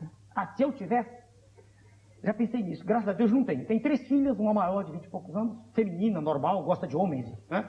Tem uma de 19 anos, gosta bastante, muito, puxou o pai. Quer dizer, puxou o pai no sentido que eu gosto muito das mulheres, né? Puxou, e tem uma terceira de 6 anos, ainda não sei, mas provavelmente... Porque tudo indica. Tudo é normal. Então eu não tenho esse problema. Eu não sei, estou sendo sincero, sabe? Já pensei nisso, eu não sei como me comportaria, não sei. Se eu disser, faria isso, eu estou mentindo, eu estarei mentindo, porque, entendeu? Eu não sei, esse seria algo que não posso pegar, que me angustiaria muito. Não sei, estou sendo sincero, não sei. Tá? O que existe? Um instantinho, como líder, presidente da República, se chegar lá, essas pessoas serão seres humanos, como outros quaisquer. Agora, eu repito, eu jamais diria assim, faz uma estátua para o indivíduo, porque ele era homossexual. Não, de forma nenhuma, eu não faria isso. A senhora acha que fazem apologia do homossexualismo? De jeito nenhum, sou totalmente contra. Quem discordar de mim não esteja do meu lado, sou totalmente contra. Bem claro. Eu vou mudar um pouquinho de assunto só. O que existe, doutor Enéas, nas entrelinhas do processo de privatização das universidades federais brasileiras? Veja, senhora, deu um salto, né? Eu volto. Professora, veja bem, a universidade não é só um centro, como muita gente pensa, para ensinar e formar doutores. Né? Cria-se essa ideia na sociedade e fica o rapaz da universidade como se fosse um privilegiado, né? Que vai ganhar mais que os outros. Mas o papel princípio da universidade não é só esse. O papel mais importante, primordial da universidade, veja, é a pesquisa. Entende? É lá que os cérebros, quer dizer, aqueles indivíduos que têm cérebros com dotação melhor, podem, pessoas que gostam, ficar o dia inteiro no laboratório. A pesquisa não tem que ter um fim, ela tem que ser livre. Não é? Livre. O pesquisador tem que pesquisar o tempo que ele quiser, e ele tem que haver subvenção. Se nós entregarmos, veja a senhora, como tanta gente está pensando aí, a universidade para a iniciativa privada não visa a esse progresso a longo prazo. A iniciativa privada visa a lucro. E nós estaremos fazendo com que a universidade perca esse papel que é extraordinário e é social, quer dizer, da pesquisa. A grande maioria das conquistas da sociedade só foi possível graças à universidade. Quer dizer, essa pesquisa, sem ninguém controlando. Pesquisa, do indivíduo, foi assim quase tudo. A gente vai encontrar exceção no Abad Mendel, e alguns outros poucos, mas, veja bem, a pesquisa é fundamental para que a sociedade como um todo possa absorver os seus resultados. Né? Desculpe, ela está falando aqui. Mas eu sou contra a privatização. Meu dedinho ereto. Diga. É o seguinte, bom... voltando à questão da educação, uma coisa que o senhor só deu umas rápidas pinceladas, eu gostaria que o senhor se aprofundasse mais, é sobre a questão da linguagem. Veja bem, nós estamos num país que até hoje em dia erro crasso se escreve com C cedilha, não é verdade? Então o senhor, inclusive, acho interessante no seu... no programa que o senhor fez de 1 hora de duração na televisão, primeiro, o senhor capturou alguns exemplos que eu achei fantásticos, de erros assim, primaríssimos. Sem dúvida. Né? E o senhor poderia citar esses Sem exemplos? Dúvida. Veja bem, naquele primeiro programa, a senhorita Georgiana está fazendo alusão, está fazendo referência a uma placa que, aqui no nosso Rio de Janeiro, ela está em todos os pontos que são vias de acesso ao túnel Santa Bárbara. É uma placa que dizia na ocasião, não sei o que, de tantas a tantas horas. E estava escrito na placa, horas HS, ponto. Isso é tão geral, tão generalizado, que a maioria até pensa que está certo. Maioria, HS, horas. Então eu fiz questão de mostrar o seguinte, que a abreviatura de horas é H minúsculo, sem S e sem ponto, como qualquer unidade que se preza. Como metros é M, não tem S, nem MTS, como tanto escreve. Por aí vai, quilômetros, etc. A abreviatura é com... não leva S quando ela está simplificada, né? Nem S, nem ponto. Então, bem, isso foi feito naquele programa. curioso para a senhorita ver é que essa placa do túnel de São Paulo foi mudada há pouco tempo. Aí eu olhei, curioso, não existe mais o S, alguém viu e corrigiu. Não sei se foi meu programa, alguém corrigiu. Todos os lugares. Agora veja, a desídia, o descaso, a incúria, a ignorância de quem faz. Né? Claro, isso não tem importância para eles. Agora está escrito assim, de segunda a sexta-feira, o acento grave. Imagine, vamos entrar no assunto, que a senhorita Joana perguntou. Imagine um adolescente que vai passando, passa todo dia por ali. Ele olha o errado, e o errado passa a ser certo pra gente. O errado lhe parece? Me parece, ele não sabe mais o que é certo e errado. Isso vale também na educação, no comportamento, né? Quer dizer, o certo e o errado se confundindo, as formas genuínas de falar e de escrever desaparecem. Quer dizer, e uma a coisa língua que parece minúscula. é grande, é muito grande. Aquilo ali, veja bem, aquilo ali é o que eu digo em matemática, é o DX. A gente integra até a sociedade toda. Língua é patrimônio cultural. Mas falar mal também, doutor, não é um pouco da falta de leitura nossa? Também, mas a falta de leitura está dentro do contexto. Está dentro do contexto também. Doutor Enéas, quero fazer uma pergunta. O senhor, no início do programa, falou que o cerne do problema é também a educação, sua ideia revolucionar inteiramente, ter os professores. Como seria isso? Quer dizer, fazer uma colheita, pegar todos os professores e rediscipliná-los, como seria isso? Que exemplo, professora, isso, né? dona Ana Maria, exemplo.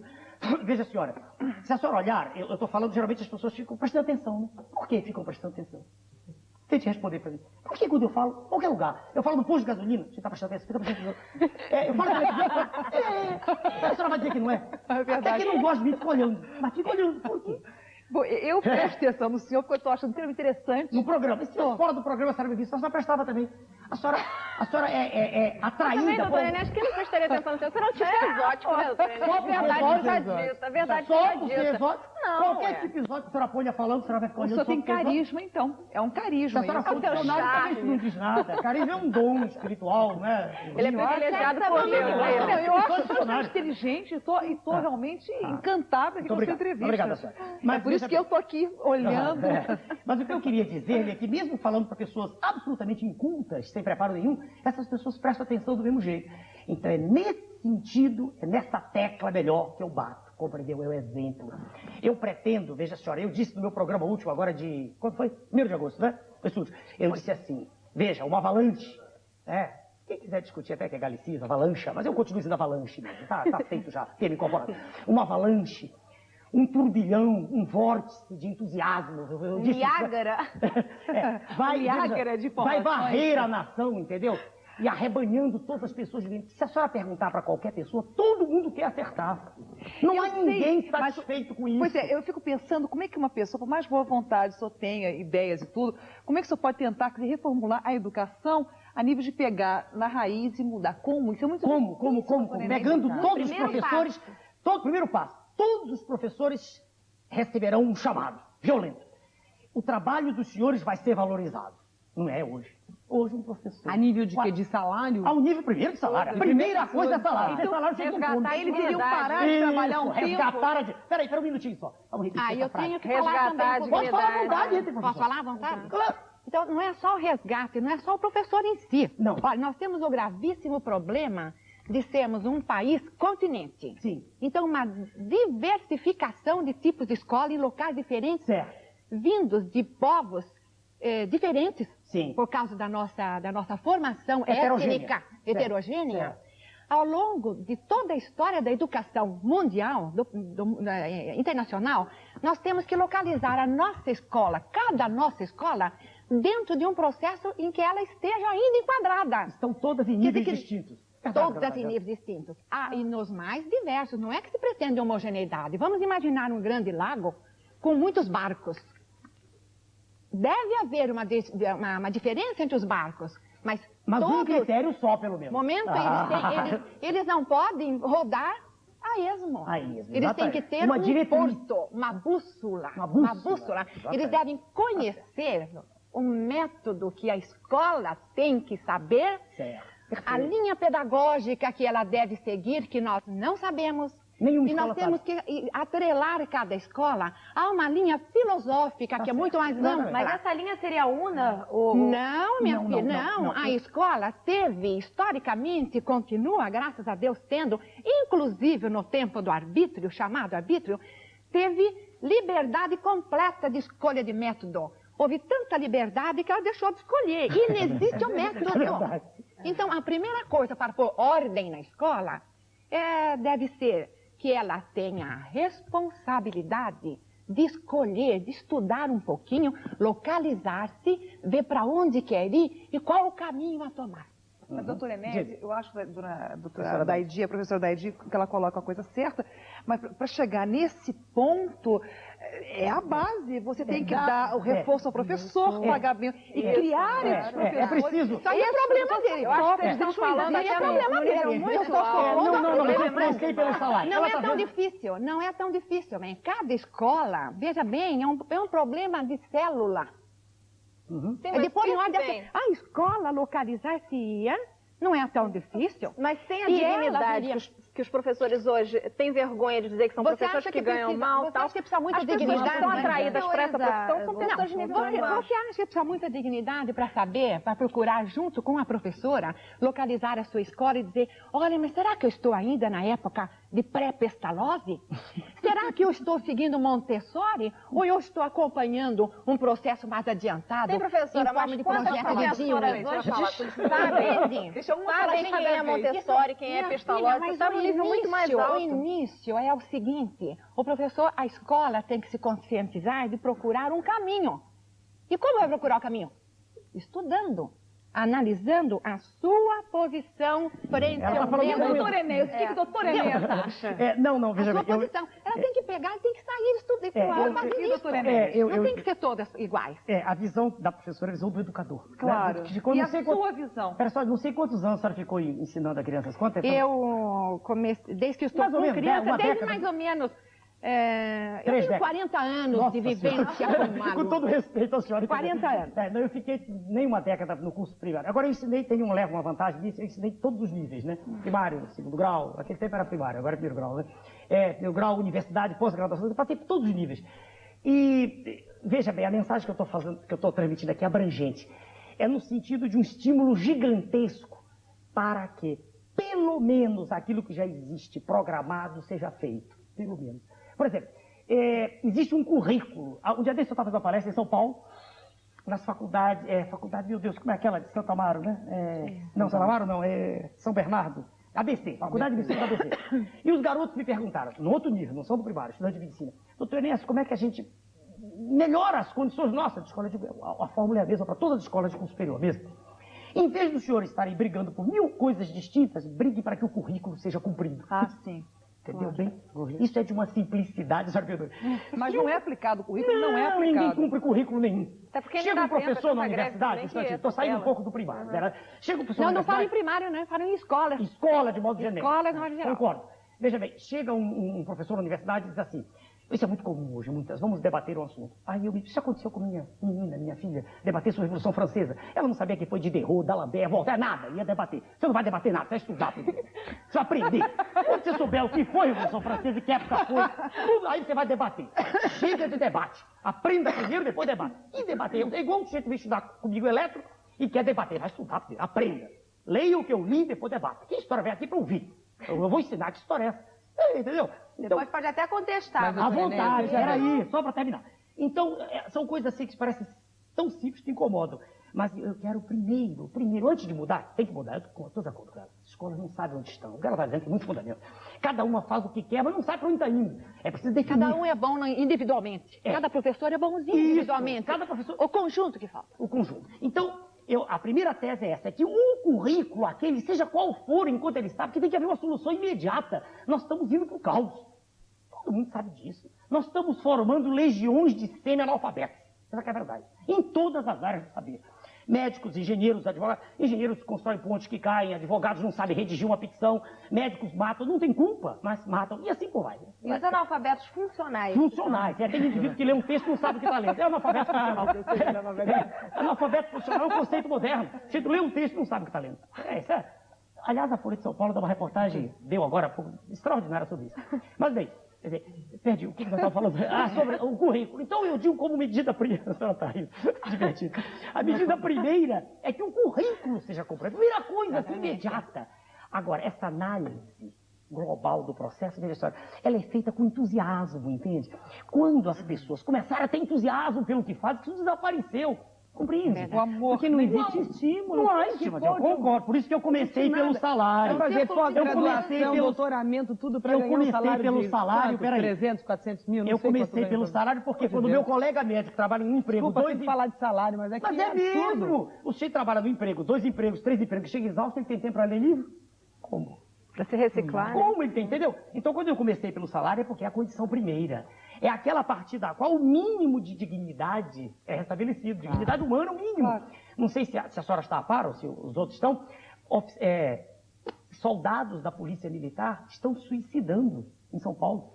Suicidando. Numa estatística, isso apareceu na revista Semanário, no mês de agosto. Não me lembro o dia. Suicidando-se numa proporção terrível. Chega a 20 em cada 1000. Por quê?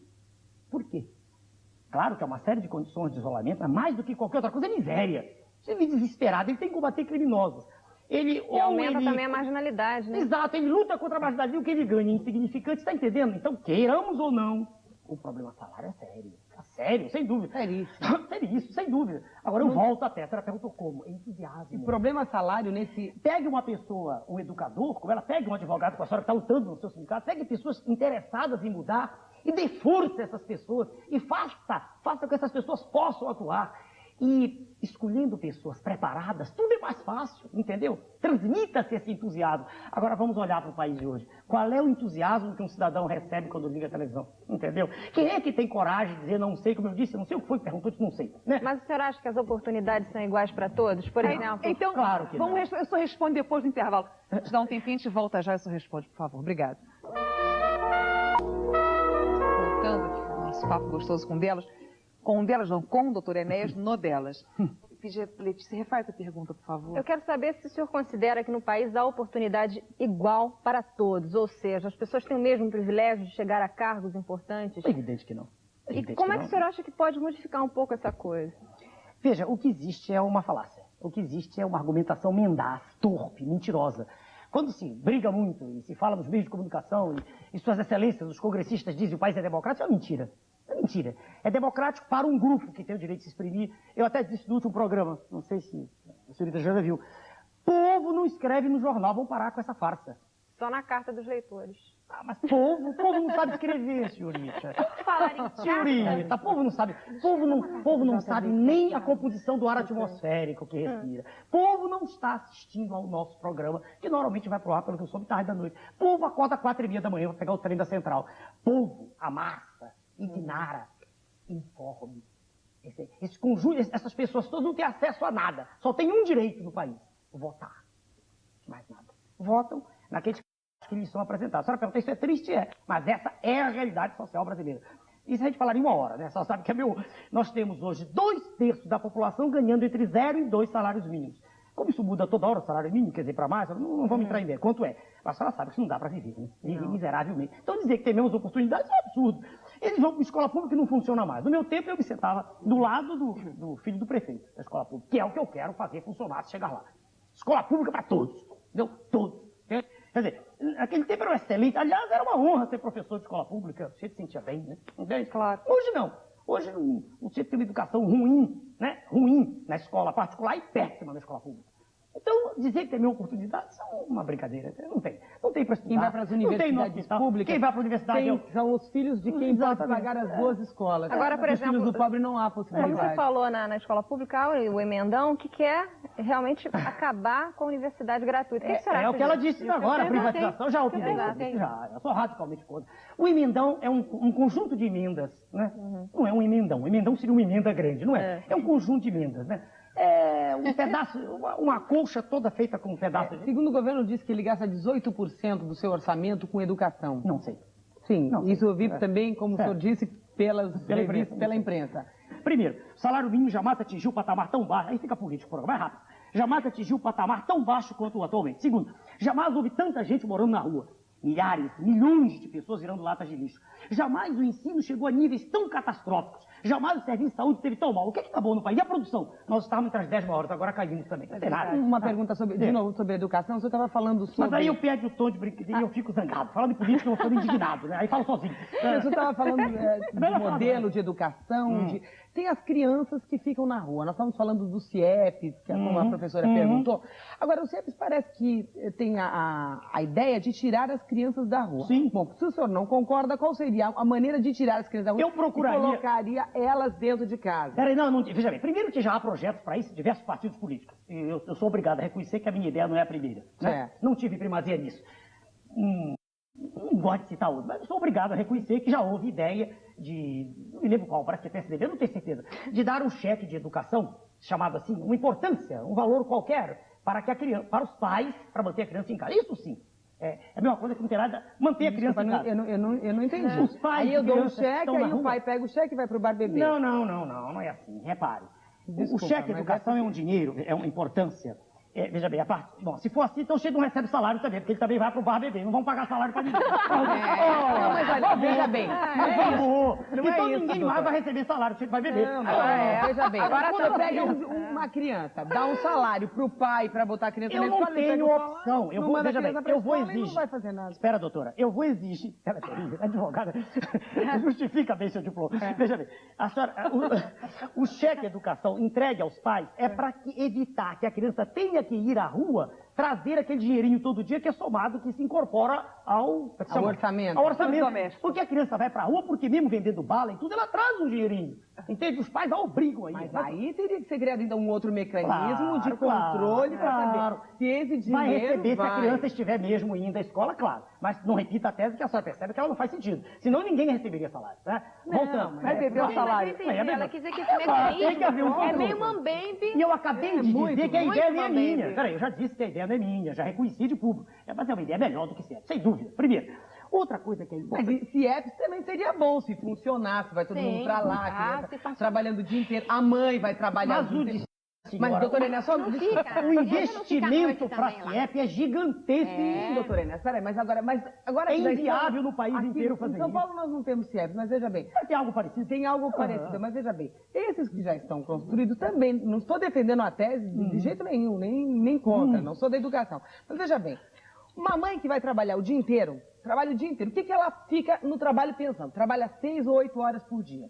Meu Deus, aonde estão meus filhos? Filho não é só até 6 anos de idade. A gente tem filho, o filho cresce. Eles são 6 anos de idade, fica na rua. A mãe fica trabalhando, o pai está também... A senhora está defendendo a criação de creches, sem dúvida. Agora, veja creche é uma coisa que vai até 6 anos de idade, doutora Enéas. Creche, 6 anos de idade. Depois de 6 anos de idade, dá a impressão que a criança pode se emancipar. Vamos dar o nome que quisermos para essa Aí vai para a rua, marginalidade... Vamos dar o nome que nós quisermos. Se é que daquele tamanho é desnecessário. Tudo bem.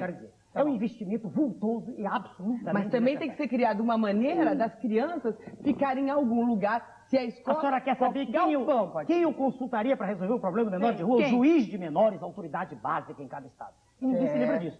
O juiz de menores... Mas não, pelo amor de Deus, negócio de... Juiz de menores, a autoridade legítima. A pessoa que estudou o assunto que eu não é verdade. Eu há poucos dias fiz uma palestra aqui no Rio, numa faculdade de reabilitação, a convite de Sua Excelência de menores do Rio de Janeiro. E fiquei impressionado com o trabalho seríssimo que é feito ali. Trabalho de alta categoria. Ele tem uma escola, um grupo onde as crianças aprendem profissões e tudo. Não põe o pé na parede, são educados. Educados de modo rígido, na educação tradicional, que eu defendo. Diga. Bom, é que o programa está chegando no fim. Claro, não vai dar para perguntar o que eu quero saber. Eu quero falar sobre violência, porque a coisa está feia. Está chegando num ponto insustentável, não há oxigênio para se viver, o pânico está implantado. Como é que se resolve, Enéas? O que se faz? Muito bem. Primeiro, eu não sou autoridade do assunto. Então, por não ser, e previndo que a pergunta viria, eu incorporei a tese de um professor ilustre que me procurou há poucos dias. Eu não conversei nada com a senhora antes, não tem nada programado. Quando a senhora fez a pergunta, eu imaginei alguém vai falar nisso. É um professor por quem eu passei a ter um enorme respeito. O professor João Faria Júnior. Posso mostrar? Claro, por favor. Conheci há poucos dias, né? Manual de Criminologia. É professor do Paraná.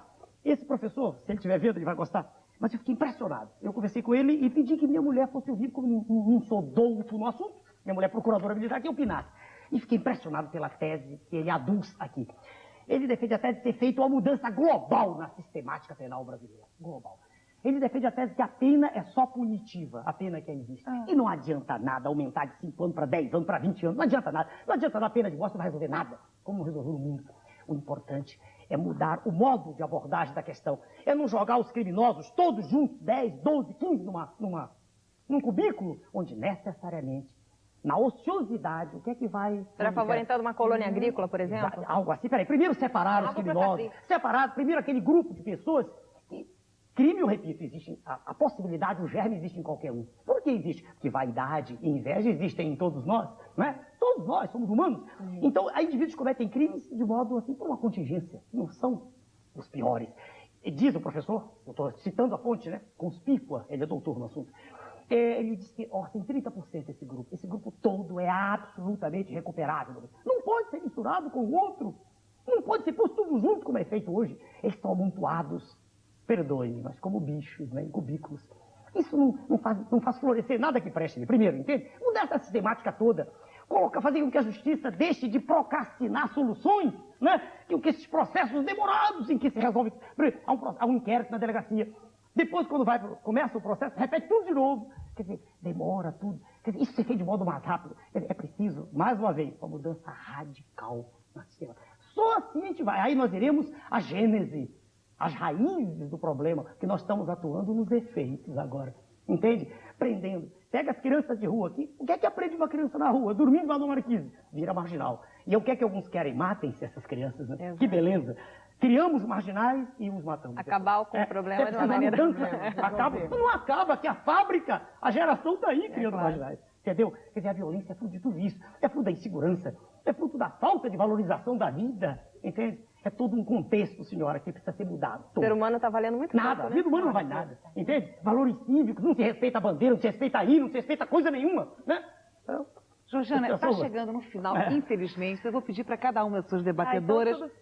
Quer fazer algo? Só esse segundinho para dizer. Por favor, opina, só isso aqui. Opinará sempre se eu for presidente, quem sabe. Quem é preparado e tem visão social. Que pode ser um sujeito preparado que quer matar todo mundo, pelo amor de Deus. Aí não. Bom, será que... Não, é a última agora, não? Seria. Está acabando o nosso tempo. Doutor Enéas. Então vai começar por Georgiana, a última pergunta. Isso. O senhor se considera, quer dizer, o povo... Como é que o senhor se vê na visão do povo? Uma saída para o conformismo que assola o país ou uma bandeira, uma grande bandeira, ainda não achada para a utopia? Pergunta só, né? Bom, como eu me vejo, né? Nada garante que o que eu estou vendo seja claro, certo. Sim. É a visão de Protágoras, né? Não é do Pitágoras, do matemático, é Protágoras. O homem é medida de todas as coisas, né? Veja a senhorita Georgiana. Se eu não acreditasse no que eu digo, eu não tinha começado. Eu passei por um processo em que eu fui vítima de histrionia, né? Quase todos os órgãos de comunicação tentaram ridicularizar-me, né? Era apenas a pilhéria, né? Era a brincadeira. Como a grande maioria é mal dotada, não conseguiu ouvir o que eu dizia. 3, 4 palavras por segundo não dava. Para a maioria dos cérebros com hipóxia, eu não entendi o que eu dizia. Então ele só ouvia dizer, meu nome é Enéas. Mas eu não dizia só isso. Não sei se a senhorita lembra, tivemos naquela época. Então veja bem, eu acredito desde que comecei que é possível mudar tudo. Fazendo um chamado à população, chamado ao cidadão, ao que existe de bom. Porque todo mundo tem algo de bom dentro de si, mesmo eles, os senhores políticos. Eu nunca disse que fulano não presta, nunca disse isso. É que ele está dentro de um modelo. Como eu disse nesse último programa, se tu entra no processo, ele é batizado nas regras de um convívio imundo. Tratado ao caos. Ao caos. Ele mergulha, eu disse assim, na expurcícia, na imundícia. Chafurda no pântano da ignomínia. Entende? E é preciso muita força para emergir disso. Então, para responder essa pergunta, eu acredito que é possível realmente mudar. Agora, para completar, se chega ou não lá, não sei, querida. Não sei. É impossível dizer, né? Não sei. Mas que eu acredito, eu acredito. Para mim não é uma bandeira utópica, não. Porque eu não estou querendo matar ninguém. Hitler queria matar os judeus, os negros, quem leu Mein Kampf sabe. E acreditavam nele. Só pela força. Eu tenho força quando falo, mas eu não quero matar ninguém. Né? Sou contra a pena de morte, entende? Então, eu acredito. Para mim não é utopia, eu acredito, senhorita Georgiana. Letícia Dornelli. Bom, em primeiro lugar, eu quero agradecer a gentileza do convite da TV Educativa, da Ana, do doutor Enéas. Foi um prazer enorme estar aqui com vocês todos, uma conversa tão inteligente. Agora, a última pergunta da noite, eu queria fazer o seguinte, doutor Enéas, o Chico Anísio fez um personagem inspirado no senhor, o doutor Hilário, que termina sempre dizendo, meu nome é Hilário. E o Brasil inteiro conheceu o senhor na época da campanha e ficou marcada essa coisa do meu nome é Enéas. Como o senhor vê como o senhor acha que é a sua imagem para o povo, tá? De que maneira o povo vê o Enéas? Uma figura folclórica ou realmente um político sério? E, desencadeando dessa pergunta, o seguinte, o senhor acha realmente que um dia vai chegar presidente da República? Primeiro, em relação ao senhor Chico Anísio. Não sei se está assistindo ao nosso programa. Nossa, a senhora perdoe porque eu estou junto com a senhora aqui. Claro. Primeiro, o que eu tenho que dizer é um agradecimento ao senhor Chico Anísio. Ele é um homem culto, preparado, fala corretamente, coisa rara e que me agrada. E estive com ele no avião, a ponte aérea aqui, por onde viaja sempre, Rio São Paulo.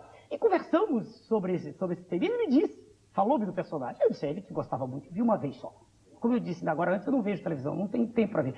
E gostei e não vi ali nenhuma chincalha, nada disso.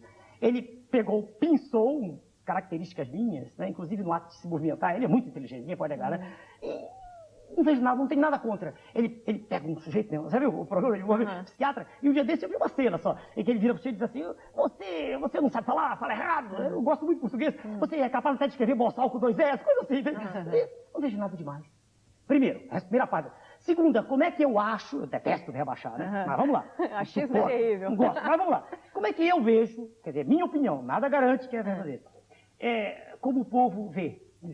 Se é sério ou não é. Faça a imagem. Se não fosse sério, eu não teria um partido político com registro definitivo.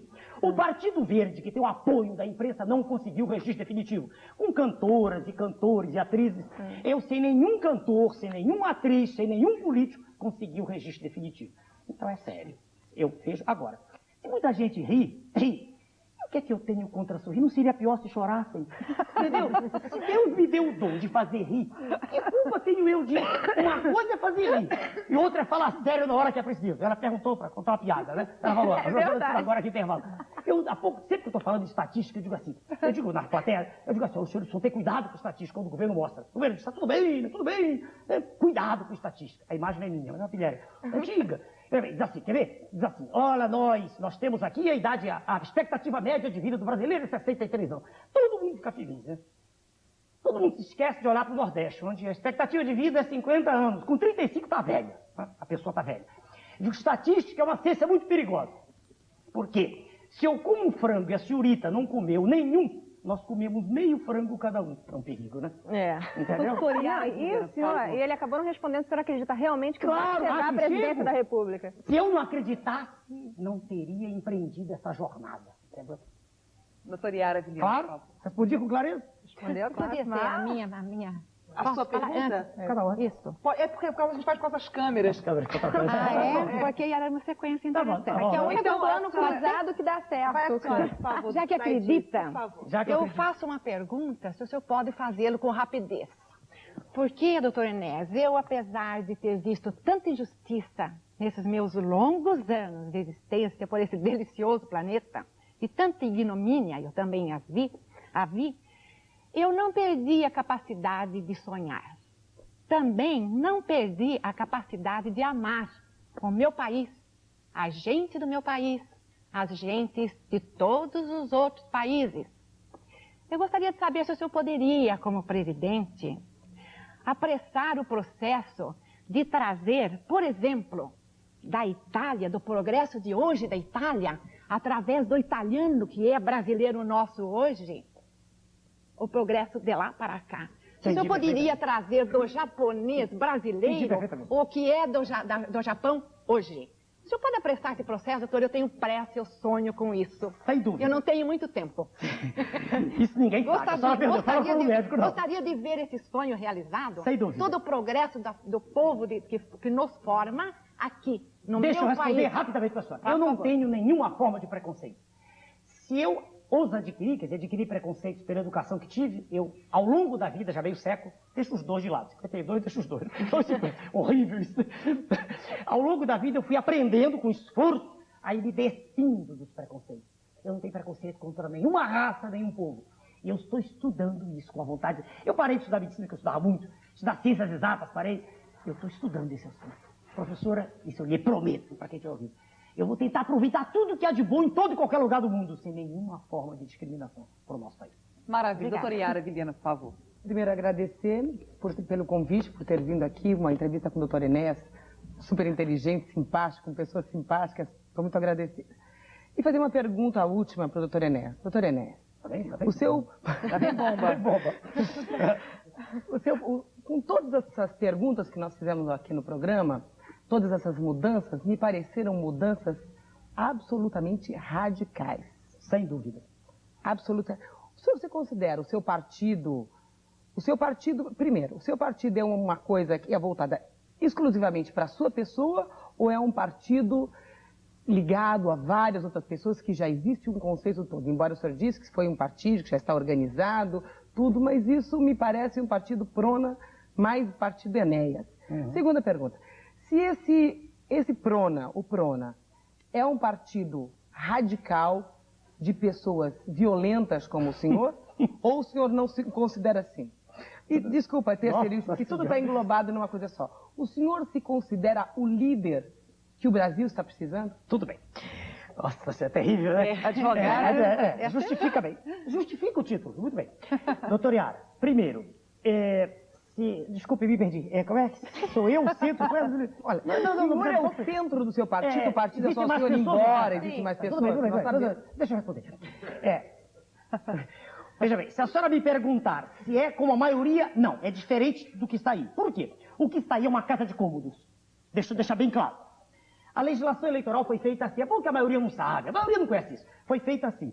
Se um núcleo municipal, veja senhora, uma célula de um partido qualquer, qualquer coisa, porque todo partido tem PIA na frente, né? Só, peraí, é sopa de letras. Se o núcleo, por exemplo, de uma cidade, Tarauacá, lá em cima no Acre, quiser agir de modo diferente da comitiva não, da Comissão Executiva Nacional, de um partido qualquer, ele faz o que emenda, quiser. comitiva. Desculpe, da Comissão Executiva, eu troquei.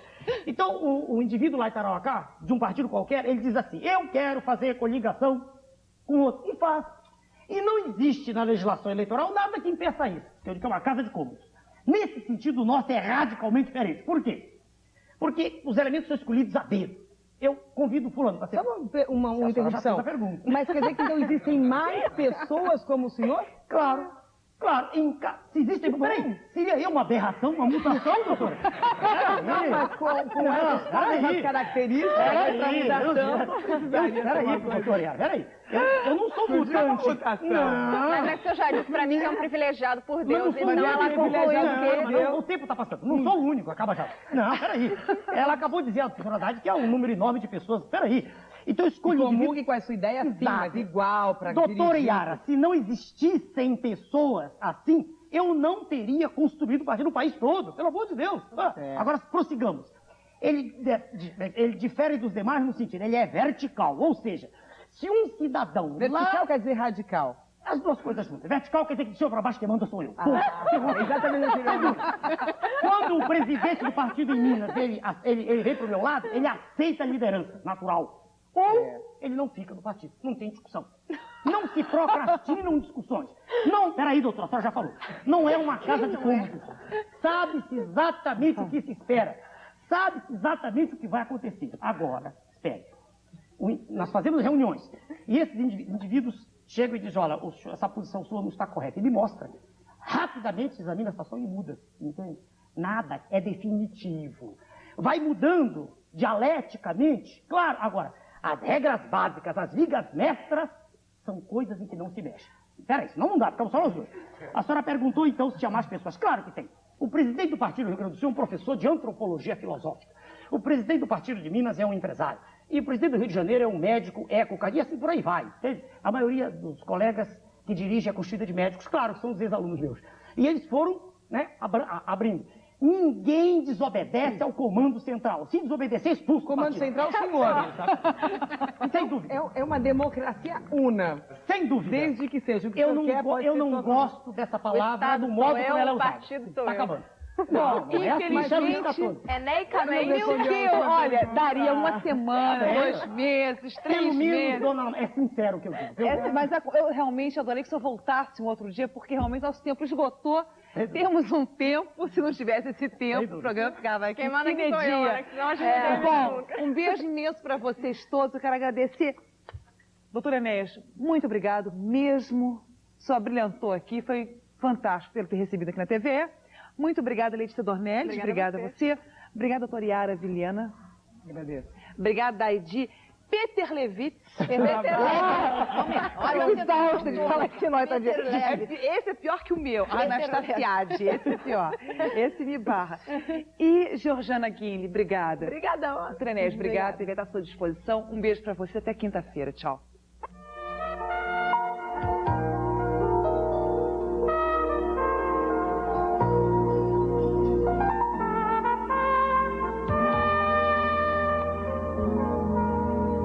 ZYB 510, TV Educativa, Canal 2, Rio de Janeiro. Daqui a pouco, Tempo de Esporte.